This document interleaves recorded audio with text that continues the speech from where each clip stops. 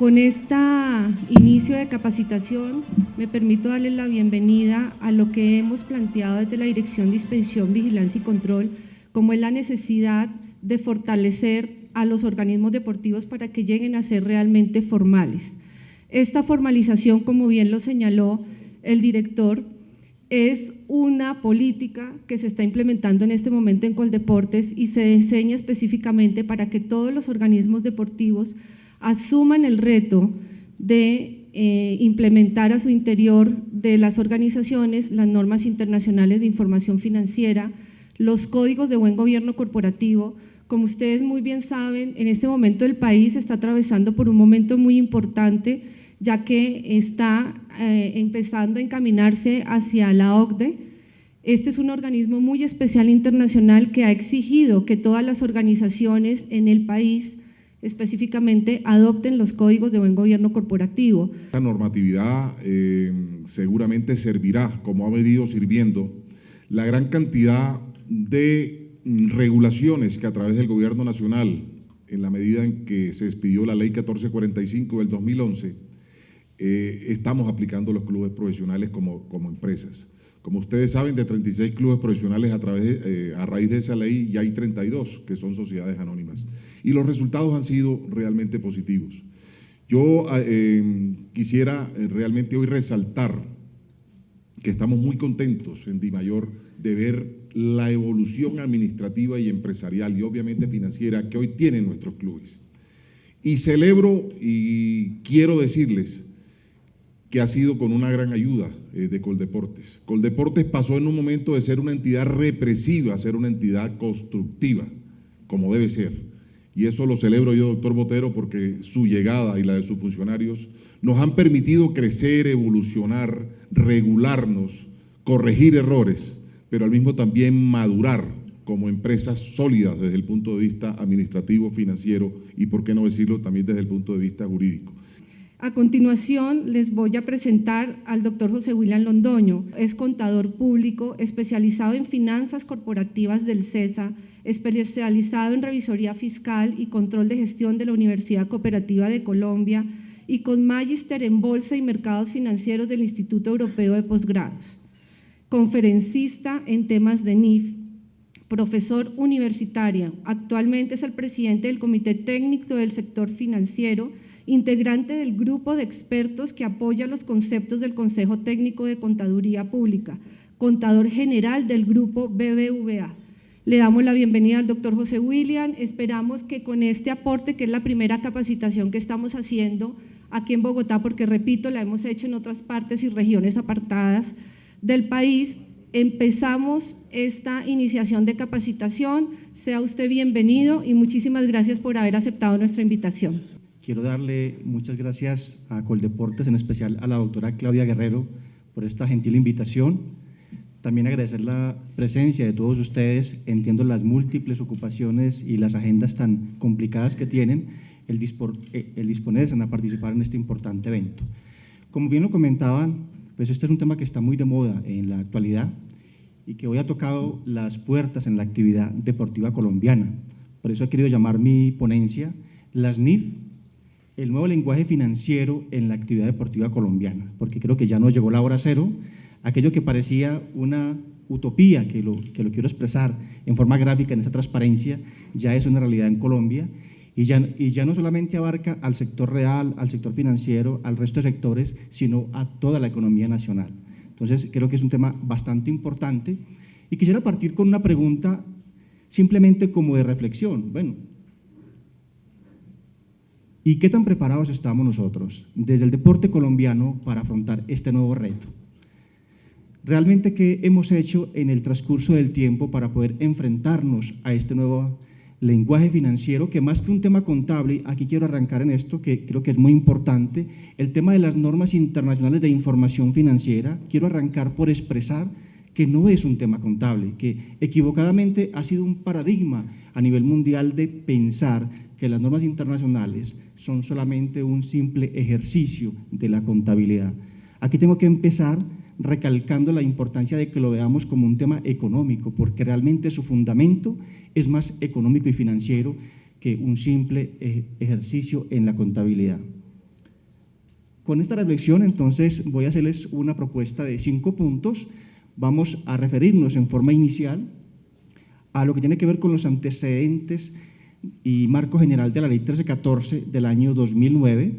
Vamos a comentar un poco los aspectos que dieron lugar, la exposición de motivos que tuvo el Gobierno Nacional para arreglar lo que hoy se ha traducido por fin en la Ley 1314 del año 2009.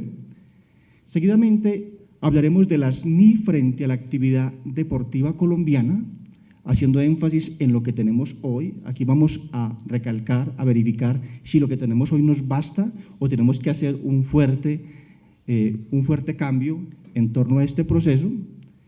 Y seguidamente miraremos un poco los retos que nos esperan a partir de la aplicación de los estándares internacionales. Creo que ya podemos entonces entrar en materia y entonces empezaríamos con el punto 1, que tiene que ver con los antecedentes y marco general de la Ley 1314. Aquí tengo que empezar diciendo algo, y es que Colombia estaba alejada del resto del mundo, y eso nos hacía sustancialmente distintos.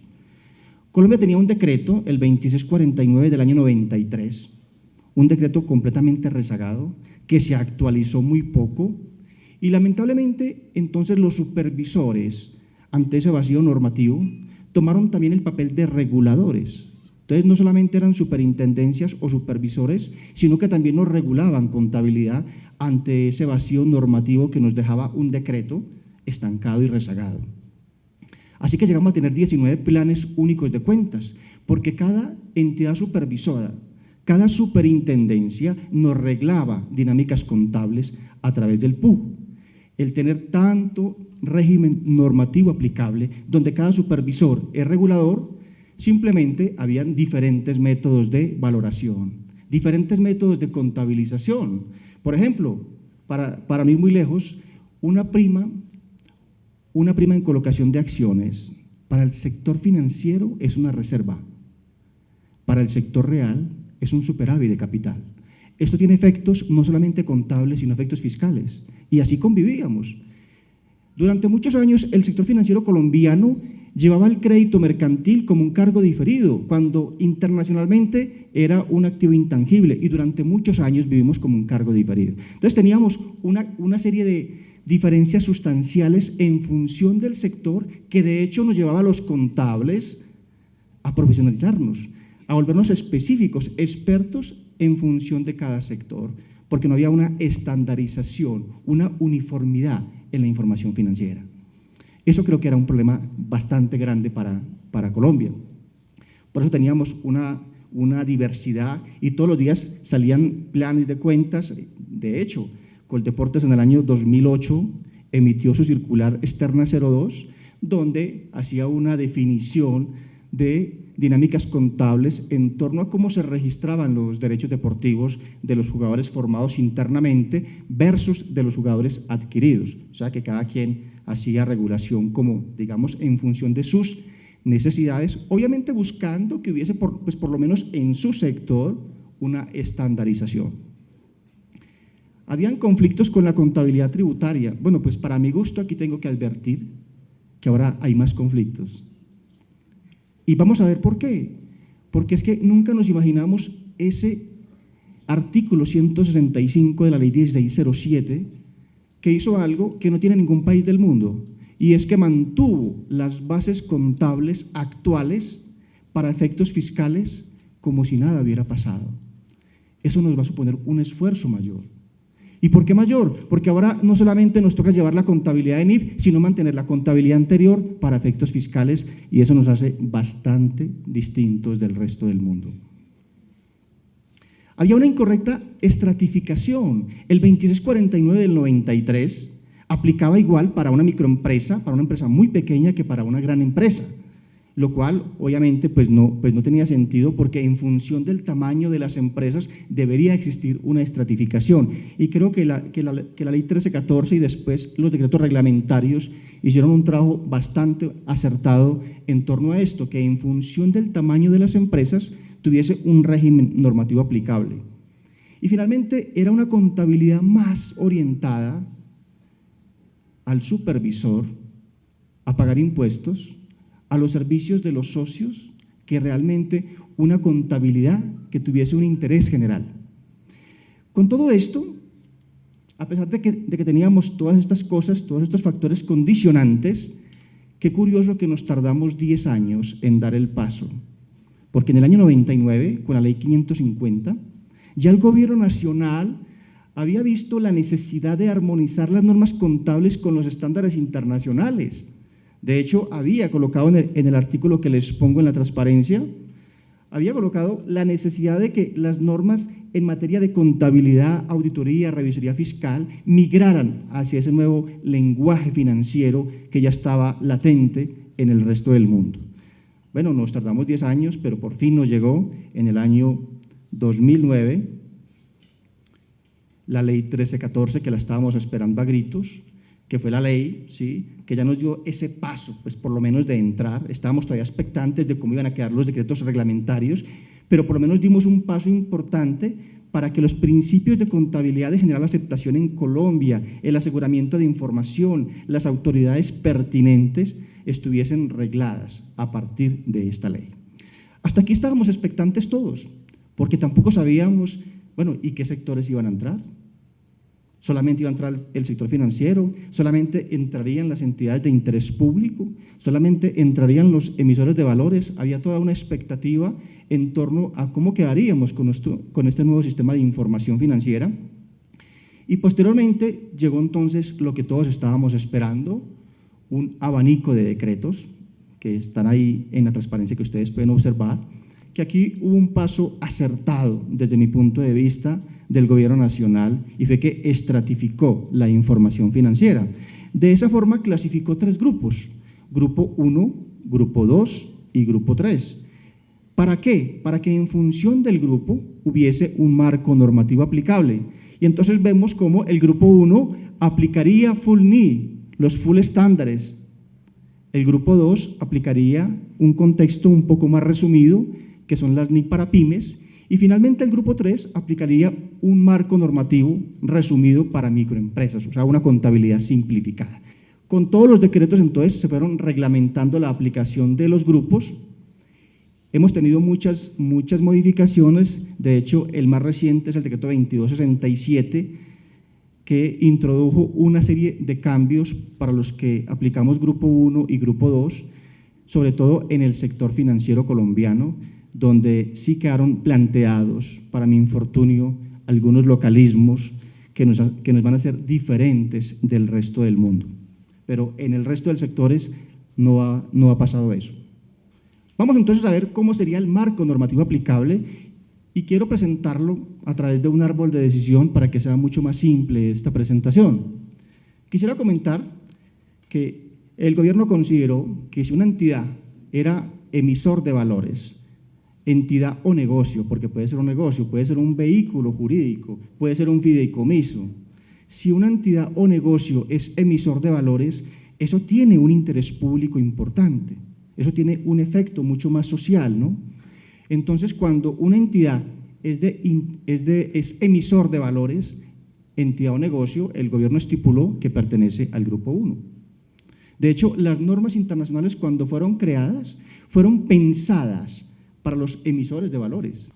Pero si no es una entidad emisora de valores, ni de interés público, pero es una empresa grande, es decir, es una empresa que tiene más de 200 empleados, o tiene activos superiores a 30.000 salarios mínimos mensuales legales vigentes, y además cumple con alguno de los requisitos, que sea subordinada, matriz o sucursal de una entidad que aplica NIF, o cualquiera de los demás requisitos que están establecidos en la parte baja de esta transparencia, también aplicaría entonces grupo 1. Pero puede ser que no esté obligada a hacerlo, pero que voluntariamente a la entidad le importe estar en el grupo 1. Y entonces voluntariamente decide acogerse a grupo 1, pues hay unos requisitos, unas características que debe cumplir, obviamente haber informado oportunamente a la superintendencia respectiva y entonces también podría aplicar para el grupo 1. Si una entidad no encaja dentro de esto, es porque es o grupo 1, o grupo 2, o grupo 3. Entonces, las que no estén aquí contempladas o son grupo 2 o son grupo 3 y vamos entonces a darle continuación a esta transparencia. La Superintendencia Financiera de Colombia determinó que los portafolios administrados por terceros, administrados por entidades, mejor, que son vigiladas por la Superintendencia Financiera de Colombia, ¿sí?, y que tengan como característica una gestión en la actividad por parte de la entidad vigilada por la superintendencia, tienen que ser grupo 2. Si no tienen esas características, entonces esos portafolios, esos vehículos especiales, o pueden ser grupo 3 o simplemente no estar obligados a llevar contabilidad. Hay muchos negocios, hay muchos patrimonios autónomos que por su estructura no hacen actividades mercantiles y su fideicomitente no estaría obligado a llevar una contabilidad y entonces en ese sentido podría ni siquiera estar obligado a llevar una contabilidad. Esto cambió recientemente a través del decreto 2267.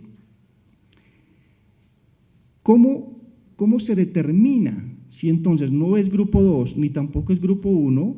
¿Cómo se determina entonces el llegar a que sea grupo 3? Es decir, a que aplique un régimen normativo para grupo 3 de contabilidad simplificada. Porque tiene que preguntarse si la empresa cuenta con personal menor a 10 empleados promedios y, además, porque son incluyentes las dos condiciones, posee activos, excluida la vivienda menor a 500 salarios mínimos mensuales legales vigentes. Si se configuran estas dos condiciones, entonces estarían obligados a aplicar el grupo 3. Pero también establece que aquellos que pertenezcan al régimen simplificado, cuyos requisitos se establecen en el artículo 499 del Estatuto Tributario, que plantea unos requisitos, máximo un establecimiento de comercio abierto al público, ingresos inferiores a un tope establecido más otros requisitos, estas entidades también serían grupo 3 y si no encajan dentro de estas es probable o que sean grupo 2 o que ni siquiera estén obligados a llevar contabilidad. Este es nuestro marco normativo aplicable en función de los diferentes grupos. Surtido este punto, me quiero entonces referir al cronograma de implantación. Hay muchas compañías que desde el año pasado teníamos el año de la preparación obligatoria y que este año muchas compañías estamos en el año de la transición y el próximo año muchas compañías estaremos en el año de la aplicación obligatoria. Entonces, el gobierno determinó que las compañías que pertenecen a los grupos 1 y 3 tienen este siguiente cronograma de implantación. ¿En qué consiste este cronograma? La fecha de transición es para las compañías de los grupos 1 y 3, 1 de enero de 2014. ¿Esto qué supone? Que con esa fecha teníamos que haber hecho el balance de apertura, el famoso ESFA, Estado de Situación Financiera de Apertura, con fecha 1 de enero 2014, y durante este año haríamos el paralelo a partir de ese balance de apertura bajo NIF, pero ese no es el balance o los estados financieros obligatorios, porque estamos en el año de la transición. De esta manera, entonces, tenemos un balance inicial, llegaríamos al 31 de diciembre de 2014 con los primeros estados financieros, que no son comparativos y que tampoco son legales, porque no son los obligatorios. La contabilidad legal sería la que está rigiendo en este momento, y a partir del próximo año, es decir, 1 de enero del 2015, desconectamos 2649. Bueno, desconectar es un decir, porque para efectos fiscales muchas compañías han optado por mantener mejor nuestro régimen local, porque a veces es más complicado soportarle a la DIAN algún problema que a otra autoridad. Y entonces, de esta manera, bajo este cronograma, llegaríamos al 31 de diciembre del 2015 como la fecha de presentación de información y los primeros estados comparativos bajo normas internacionales de información financiera. ¿Qué pasa con el grupo 2? Es decir, los estándares para pymes, las NI para pymes. Pues básicamente todo se nos corre un año. Este año sería el año de la preparación obligatoria. Nos estamos preparando, porque en el 2015 empezaríamos el año de la transición. porque la aplicación obligatoria para este grupo empezaría a partir del año 2016. Podríamos pensar que tenemos tiempo para el tema de las pymes. Hay veces en que se piensa, y todo el mundo pensaba, que teníamos mucho tiempo, y todavía hay muchas compañías, inclusive bancos, que todavía no tienen un ESFA definitivo en el año de la transición, cuando el próximo año ya es el año de la aplicación obligatoria. Ahora sí me voy a referir entonces a la Ley 1314 del año 2009, y quiero comentar que desde mi punto de vista la Ley 1314 introdujo 3 importantes hitos. El primero fue que homogeneizó tanto la información contable como el aseguramiento de información. Ya en este momento cursa un proyecto de ley que plantea, así como ya tenemos estándares internacionales para el proceso contable, ya hay un proyecto de ley que cursa por ahí, que el Consejo Técnico de la Contaduría Pública lo ha sometido a la discusión pública sobre el aseguramiento de la información. El otro aspecto tenía intención interesante de haber independizado las normas contables con las normas fiscales. Esto fue muy acertado porque una cosa es el objetivo mercantil, una cosa es el objetivo contable y otra cosa es el objetivo del fisco. Son 2 objetivos completamente diferentes. Yo no sé si al final, con esa introducción de ese artículo 165 de la Ley 1607, al final esto haya sido positivo o haya sido negativo. Nunca nos esperábamos que después el legislador nos iba a salir con ese decreto. Y finalmente, lo que más me interesó fue que hubo por fin una clara definición de roles. Eso de que las superintendencias fueran supervisores y reguladores, eso no es sano para la democracia. Yo creo que interesante que el supervisor haga su labor de supervisión y que el regulador sea el regulador y que el normalizador técnico sea el normalizador técnico. Y esto es un tema que todavía mucha gente no ha entendido en Colombia. Y es que no ha entendido que ya las superintendencias ya no son reguladores, son supervisores. Aquí me quiero ir a este hipervínculo porque vale la pena que reflexionemos en torno a estos 2 marcos normativos. El artículo 6 de la Ley 1314 determinó muy claramente el alcance de las autoridades de regulación y normalización técnica.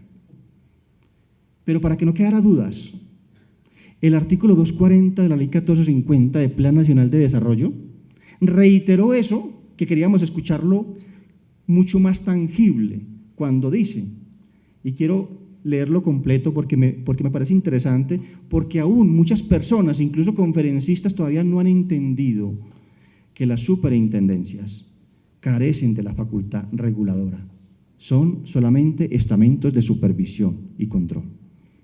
Dice el artículo 240, en desarrollo de los principios de transparencia, eficacia, eficiencia, participación, publicidad, seguridad jurídica e igualdad, el Gobierno Nacional establecerá un sistema de coordinación institucional que persiga el logro de los objetivos de la Ley 1314 de 2009 de expedir normas contables de información financiera y de aseguramiento de información que conforme un sistema único y homogéneo de alta calidad dirigido hacia la convergencia con estándares internacionales de aceptación mundial.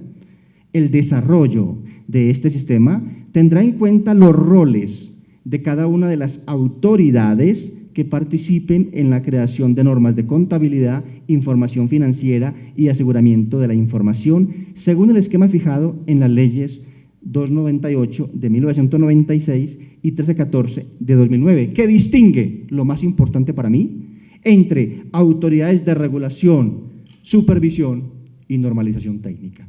Las IFRS no son más que las normas internacionales de información financiera, por sus siglas en español, Information Financial Reporting Standard, por sus siglas en inglés, y simplemente son el vehículo que nos permite comunicarnos con el resto del mundo. Es el lenguaje aceptado a nivel mundial. Es el lenguaje que todo el mundo entiende. Es el lenguaje que cuando una corporación de fútbol en el exterior, un Real Madrid, un Barcelona, tenga contacto con un club en Colombia, va a poder entender la misma información financiera porque es exactamente igual, porque son estándares. Y eso es lo que no teníamos en Colombia. Lo más curioso es que hasta el año 2009, Colombia era el único país que no se adentraba en este proceso, que no se embarcaba en este proceso. Es curioso. Miren, observemos que esta gráfica, esta transparencia es del año 2008. Y ahí planteaba los países con la franja amarilla o que bien permitían o requerían las normas internacionales de información financiera.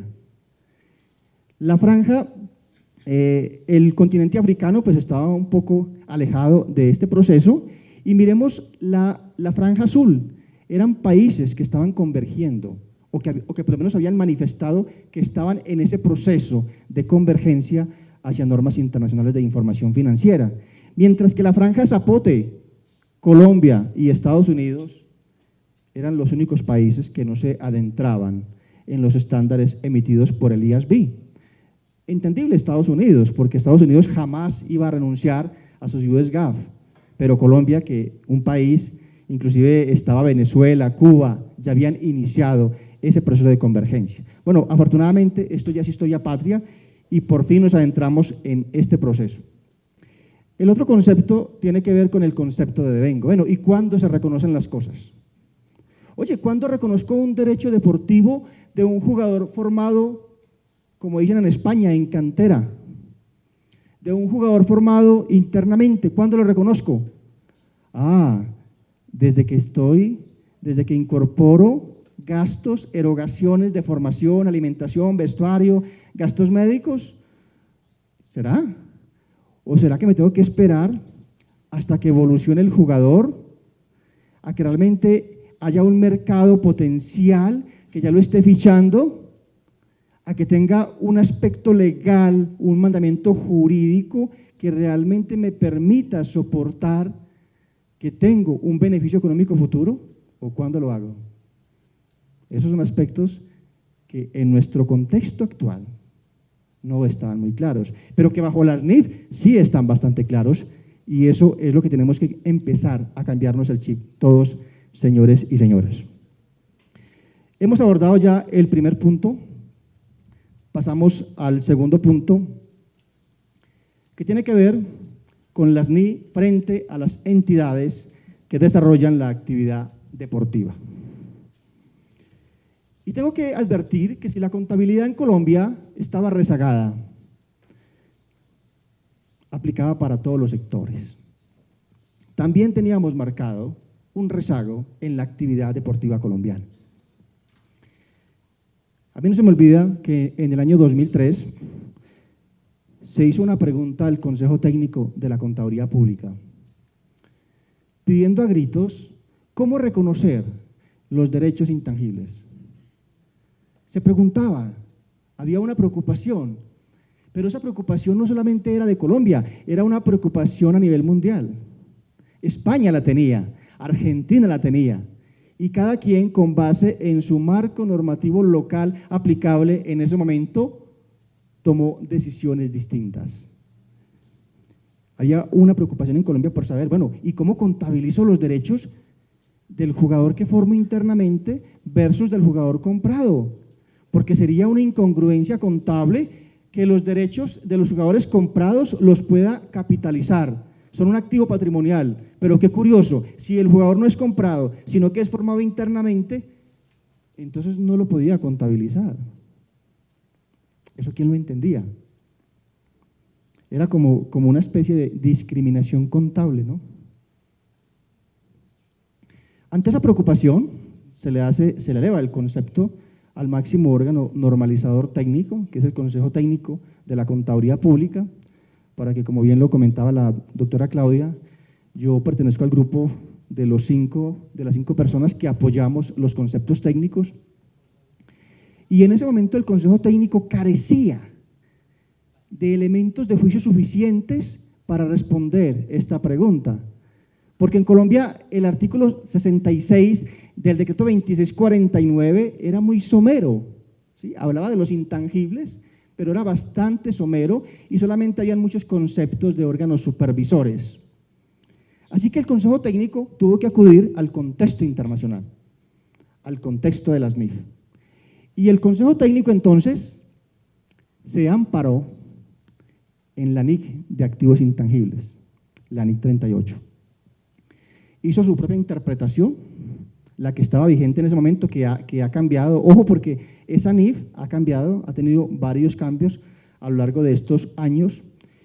Y entonces encontró el Consejo Técnico de la Contaduría Pública cierto símil entre algo que se habla en la norma internacional, que tiene que ver con gastos de investigación y desarrollo, y encontró un símil como que el jugador era un elemento que estaba en desarrollo, ¿cierto? Y como estaba en desarrollo, era capitalizable, y entonces era un activo. Así lo encontró el Consejo Técnico de la Contaduría Pública, y comentó sobre el tema del jugador comprado. No hay duda de que yo tengo un derecho de uso, en consecuencia tengo un activo intangible, pero en relación con el jugador formado internamente, entonces podría concebir que esas erogaciones en que incurro en la etapa de desarrollo del jugador podrían claramente ser capitalizadas, y en consecuencia podía llevar como un activo con un condicionante que mediara de por medio un contrato laboral. Miren que el resto del mundo estaba expectante. Cecilia Ordóñez decía en mayo de 2012 y se preguntaba, oye, pero ¿por qué los jugadores externos figuran como un elemento patrimonial del activo mientras que los internamente formados no se registran? Pero también en Argentina pasaba lo mismo, en Perú pasaba lo mismo, en todo el mundo estaba pasando lo mismo, y cada quien, con base en su regulación y a partir de su entendimiento, asimilaban el registro contable de una u otra forma. Yo creo que ese concepto del Consejo Técnico de la Contaduría Pública, hoy por hoy, en nuestro contexto local, admitiría un debate, admitiría un matiz. Primero porque fue elaborado en el año 2004, y entre el 2004 y el 2014 han pasado bastantes cambios normativos, con lo cual tendríamos que replantearnos, porque yo pensaría, y esto es una reflexión mía que hago, que a partir de ese concepto emitido en el año 2004, Coldeportes expidió la circular externa 002 del año 2008, que después fue reformada, o más que reformada, fue complementada en el año 2010, también con otras dinámicas contables.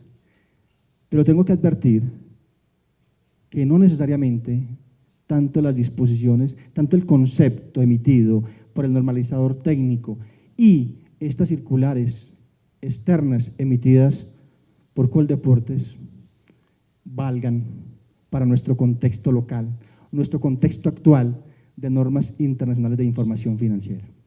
Yo creo que tuvieron muy buena intención en buscar armonizar que no todos los clubes de fútbol hicieran la contabilidad de maneras distintas, y entonces pensaron en buscar estándares.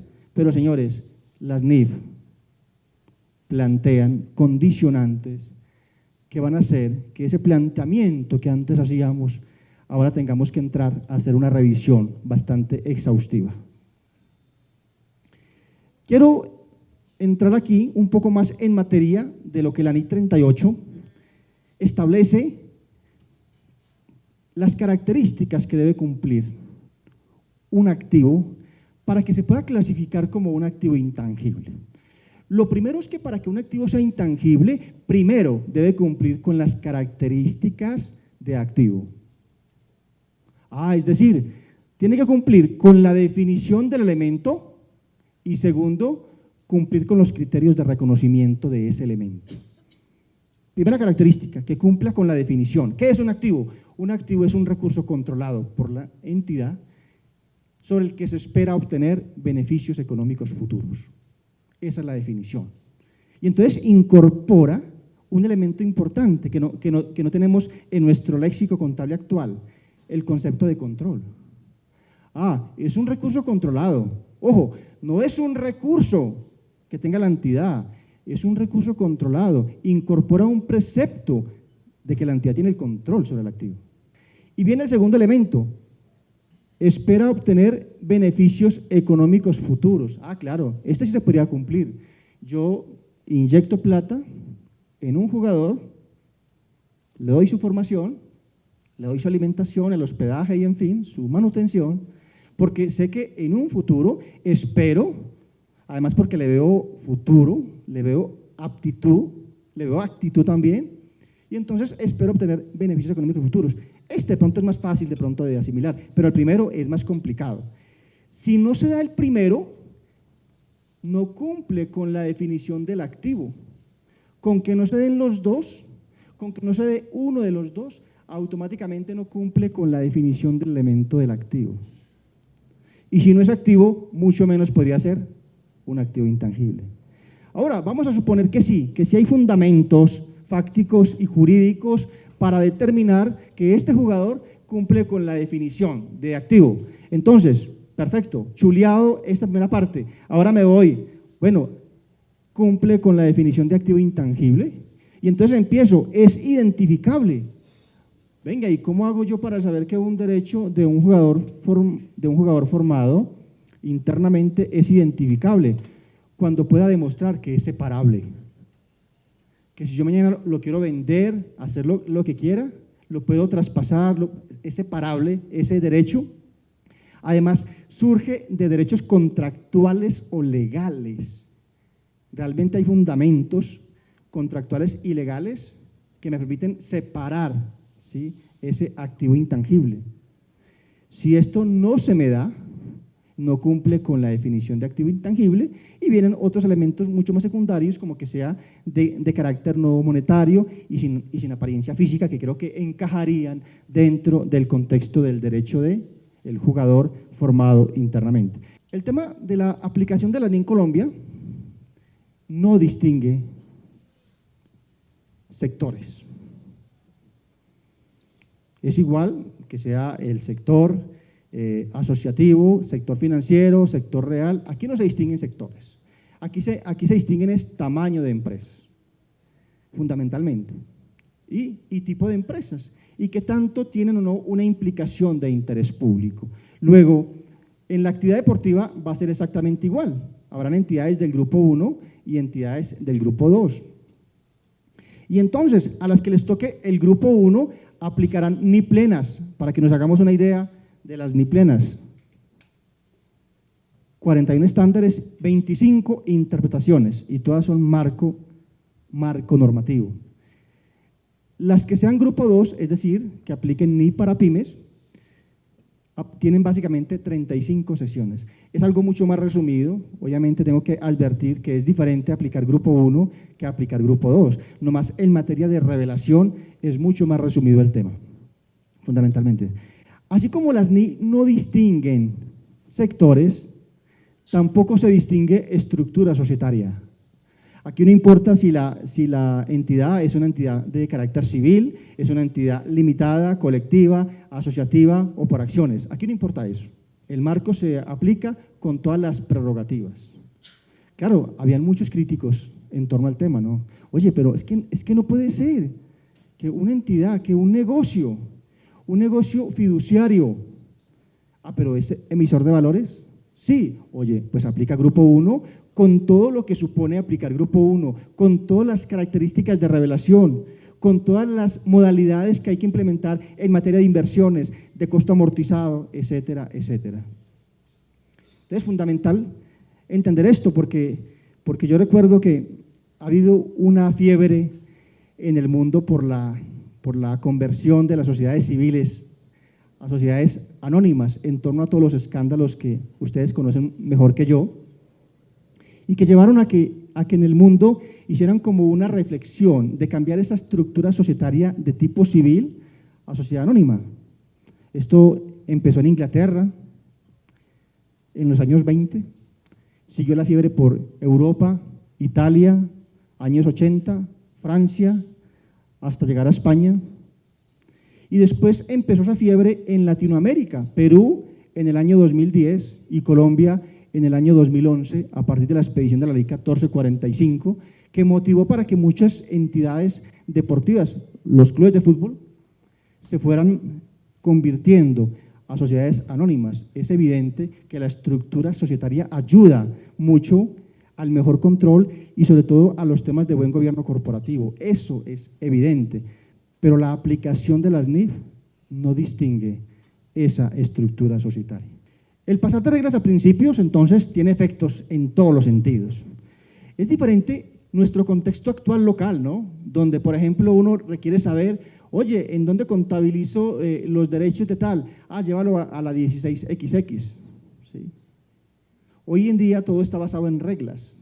Y cuando algo es una regla, es muy fácil porque uno va a la dinámica del PUC y encuentra cómo contabilizar. Pero cuando los aspectos son de principios, oye, ¿es un costo o un gasto? Es diferente. Oye, ¿eso hace parte del costo amortizado? ¿Está implícito dentro de la tasa de interés efectiva o no? Cambia el contexto. Y cambia desde el punto de vista tanto del supervisor como del supervisado. En España, cuando empezaron en el año 2004 con la aplicación de estándares internacionales, las grandes firmas empezaron a presionar al gobierno para que creara reglas, porque se les iba a facilitar el proceso. Los que ya presentamos este año el balance de apertura, no saben los problemas que hemos tenido los preparadores de información con la revisoría fiscal para que entiendan lo que hicimos. Porque claro, es más complicado mostrarle a un supervisor o a un estamento de control un asiento contable bajo NIF que un asiento contable bajo una regla. Oye, ¿tú por qué me clasificaste esta inversión como un activo no corriente mantenido para la venta? Porque la intención de la alta gerencia es venderla en el corto plazo. Entonces, no tiene sentido que yo lo valore a valor razonable, a valor de mercado, cuando la entidad está pensando en venderla en 3 meses. Hay un plan serio de ventas, hay un plan establecido, ¿sí? Y ya prácticamente hay un comprador. Pues explicarle eso a un supervisor es complicado, ¿no? ¿Tú por qué me incorporaste dentro de los inventarios la capitalización de intereses? Ah, porque es que ese es un activo sustancial, que requiere de un tiempo sustancial para la preparación y entonces, en vez de llevarlo al gasto, esos intereses pagados los llevé al costo del activo. Claro, eso hace que todo el mundo empecemos a hacer cosas distintas en función de la intención que tenga la alta gerencia, en función de la estrategia del negocio y en función del tipo de operación al que nos enfrentemos. Entonces, la contabilidad se vuelve mucho más gerencial, ¿no? Miren, antes era fácil cuando a uno le preguntaba, por ejemplo, el financiero, y le decía a uno, oye, José William, es que estamos pensando en emitir unas acciones preferentes. ¿Esto cómo me afecta? Pues uno respondía, no, esto es simplemente acciones. Ah, eso es un capital. Hoy día no. Hoy en día se requiere más información. A ver, ¿cuáles son las características de esas acciones? ¿Son rescatables o no son rescatables? Esas acciones podrían ser un pasivo financiero. Esas acciones garantizan a su tenedor una rentabilidad mínima sin perjuicio no de lo que pase con la cuenta de resultados de la compañía. Es que eso es diferente. Entonces, eso no es un capital. Eso podría ser un pasivo financiero. Entonces, mire que ahora es mucho más complejo, pero tiene que haber mayor comunicación siempre con la alta dirección, por cuanto en función de lo que estén pensando ellos, yo le puedo responder qué va a pasar con la información financiera. Entonces, al final va a requerir mayor interacción entre las áreas, pero esto sí que es complicado, señores.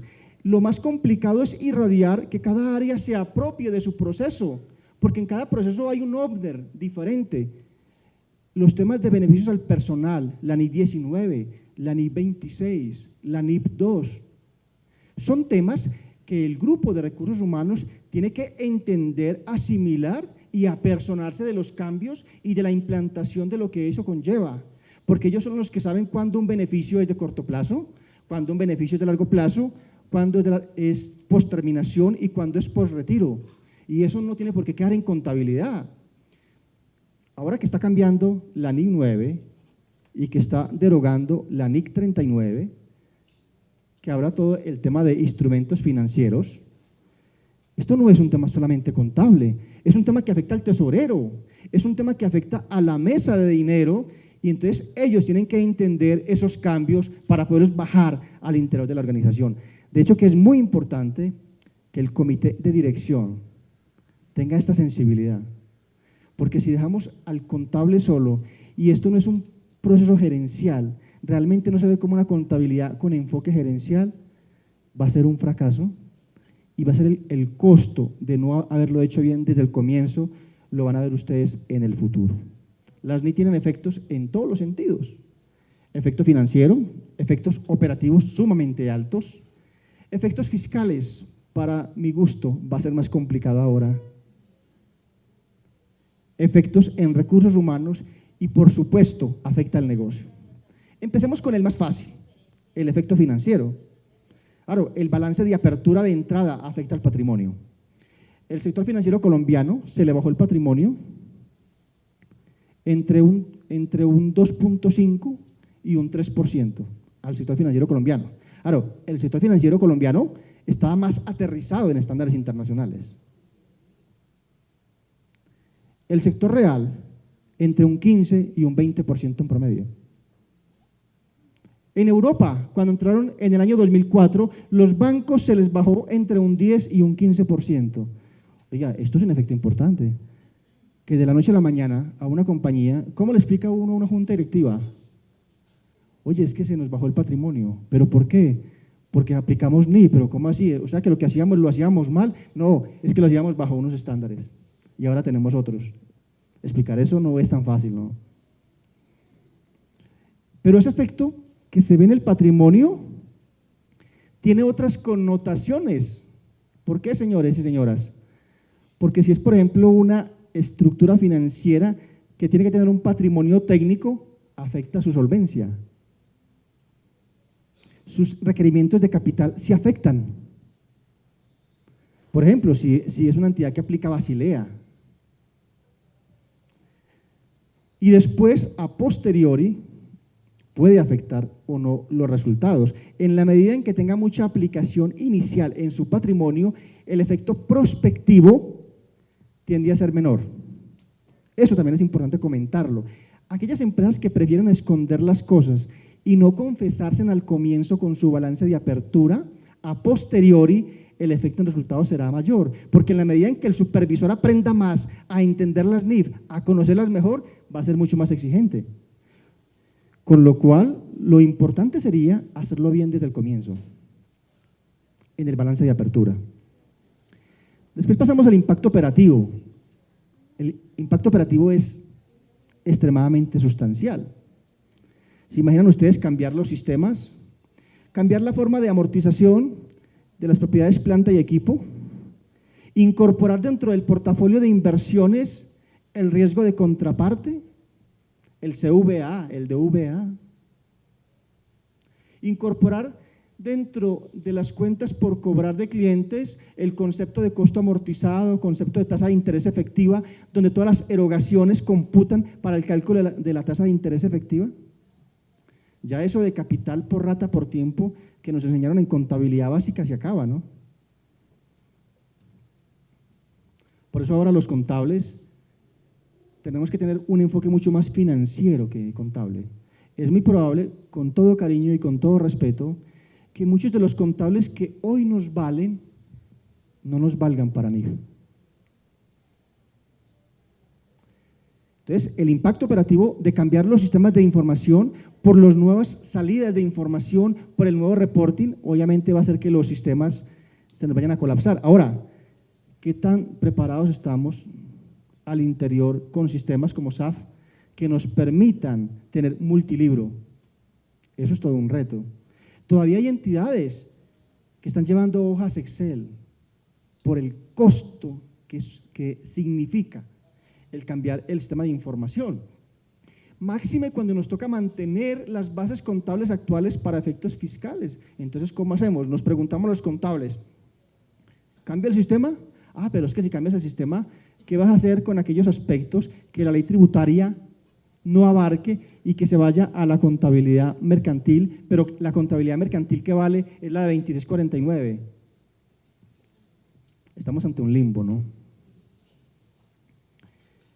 El aspecto fiscal, si antes teníamos diferencias temporales, se han duplicado por 5 las diferencias temporarias. Ahora, la brecha entre lo contable y lo fiscal es sumamente mayor y tiene una razón. Históricamente nuestra contabilidad en Colombia estaba orientada a la norma fiscal. A uno siempre le preguntaba al gerente, oye, pero ¿eso afecta en lo fiscal? Ah, no, entonces no me lo hagas. Porque la contabilidad estaba orientada a la parte fiscal. Pero ahora que es un asunto meramente mercantil y que se ha independizado el aspecto mercantil del aspecto fiscal, la brecha entre lo contable y lo fiscal se abre mucho más. Miren, señores, nosotros contabilizábamos en el sector financiero colombiano un leasing, un arrendamiento con base en lo que dijera el contrato. Qué curioso. Si el contrato decía leasing operativo, se contabilizaba como leasing operativo. Si el contrato establecía leasing financiero, se contabilizaba como… Es decir, primaba la estructura jurídica del contrato por encima de la esencia económica de la transacción. Algo que bajo NIF es imperdonable. Oye, por mucho que la estructura legal quiera plantear algo, lo que me importa es lo que hay detrás de la operación. Es tan curioso que, por ejemplo, yo puedo contabilizar un activo fijo sin que la propiedad sea mía, porque la propiedad no es un elemento esencial, es la esencia de la operación. Si yo tengo arrendado acá este edificio, aunque no sea mío, pero yo lo puedo modificar, yo puedo restringir el acceso a esta propiedad, hago lo que quiera con este edificio durante 10 o 15 años, este edificio es mío para mí. Y eso hace sustancialmente diferente la forma de ver las cosas. El aspecto en recursos humanos, pues todo el tema de entrenamiento. Nos toca empezar por el entrenamiento. Señores, nos toca hacer un arduo esfuerzo, si no lo han hecho, de entrenar a su personal. Pero ojo, no solamente sus contables, no solamente los contables ya nos hemos cambiado el chip. Necesitamos que desde la alta dirección, pasando por la junta directiva hacia abajo, haya esa sensibilidad, porque si no esto va a ser imposible. Esto tiene que irradiarse en una cultura de cambio.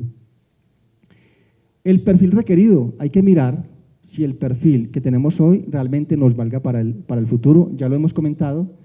Por ejemplo, en recursos humanos, empresas que tienen grandes planes de beneficios, esos beneficios ya tienen que ser valorados bajo hipótesis actuariales y no solamente bajo hipótesis financieras, lo cual tiene una alta implicación. Y en el aspecto de negocio, pues en la medida en que cambien los reportes, en la medida en que los propietarios de las cuentas en la cascada de resultados cambien, pues va a haber un efecto en negocio. Cuando uno arma una información de gestión en una gran empresa, hay unos propietarios de proceso. Entonces, por ejemplo, el dueño de las comisiones es uno, el dueño del margen financiero es otro. En la medida en que algo yo antes contabilizaba como comisión, que ahora es margen financiero, estoy afectando la estructura del presupuesto de ese propietario de proceso. Gastos de personal. Hoy en día los celulares, los arriendos en los parqueaderos, las subvenciones que nos hace la empresa están siendo contabilizadas como gastos generales. Pero bajo NIF, si a mí me dan un celular, si me pagan el plan de datos y no es una herramienta de trabajo, eso es un gasto de personal.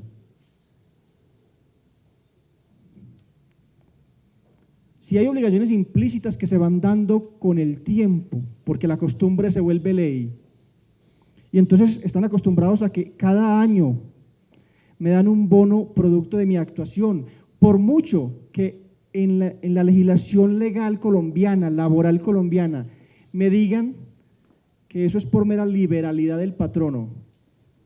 Bajo NIF se convierte en una obligación implícita y es un beneficio en cabeza del personal. Y miren que su análisis trasciende las fronteras de lo contable. Aquí se ve un poco más en detalle lo que les he comentado. Oye, activos que pasan a ser gastos. Todo lo que tenemos en cargos diferidos, preoperativos, remodelación, no sé qué, hasta la papelería, la podíamos llevar en nuestro marco local como un cargo diferido, o sea, como un activo. Eso todo es gasto. Hasta la papelería. No, que es que yo la amortizo con base en el consumo. ¿A ti quién tengo que ser un activo? Eso es un gasto. Activos y pasivos que bajo NIF no lo son o viceversa. Activos y pasivos que no cumplen con los criterios de reconocimiento del elemento. Lo que veíamos ahora. Para que un elemento se pueda reconocer, debe cumplir con dos aspectos fundamentales. Primero, que sea probable. Y eso a veces es más improbable que probable. Y segundo, que se pueda estimar con fiabilidad. Que aparte de que yo pueda demostrar que es probable, yo pueda también establecer una estimación que los demás me la entiendan y que sea razonablemente aceptada. Capital que pasa a ser un pasivo. Les comentaba hace un rato el caso, por ejemplo, de las acciones preferentes. Hoy en día local, una acción preferente siempre es un elemento de capital. Bajo NIF, casi nunca son un pasivo financiero. Tú te comprometes a garantizarme una rentabilidad mínima. Eso, yo tengo es un pasivo contigo. No importa lo que pase con mi resultado, yo tengo un pasivo contigo. Intangibles que se valoran de manera distinta. Pasivos que requieren valorarse bajo hipótesis actuariales.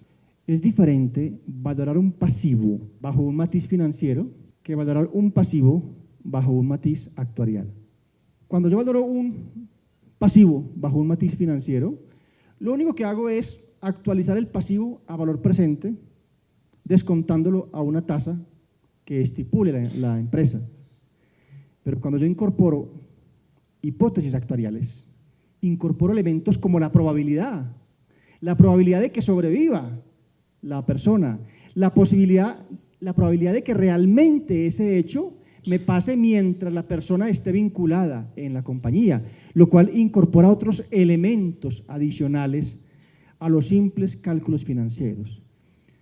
Por ejemplo, hay entidades financieras que tienen quinquenios. Los quinquenios son unas primas de antigüedad que se pagan a los empleados cada vez que cumplan cierto tiempo, por ejemplo, cada 5 años. La entidad tiene que hacer una valoración actuarial desde que el empleado está vinculado el primer día y proyectar y calcular probabilidades actuariales, traer todo eso a valor presente, mitigando la parte de la probabilidad de que eso realmente ocurra, pero valorarlo, y eso tiene un costo importante. Eso cuesta, eso tiene un valor importante.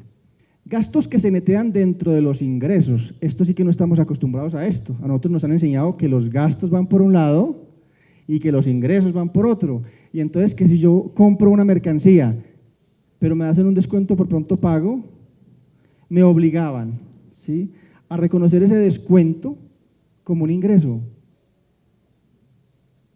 ¿Pero por qué? No, que es que fiscalmente, ¿pero por qué? ¿Cuál es la realidad económica? ¿Realmente cuánto me costó eso? Ah, es que era un tema para pagar más impuestos, porque ese ingreso es base de ICA, es base de renta. Pero cuando yo lo neteo en el costo, ah, no, ahí se me filtra, se me neutraliza el efecto fiscal. Pero mercantilmente, ¿cuánto me costó realmente? Obligaciones implícitas que hoy no se reconocen. Bajo NIF se aplica mucho el precepto de que la costumbre se vuelve ley. Y pueden haber aspectos que no estén normados, que no estén reglamentados, bien sea en las convenciones colectivas de trabajo, bien sea en los pactos colectivos, ni siquiera en las leyes, pero que son aspectos que se presentan con cierta frecuencia o recurrencia y que se van asimilando como que se va generando realmente una obligación.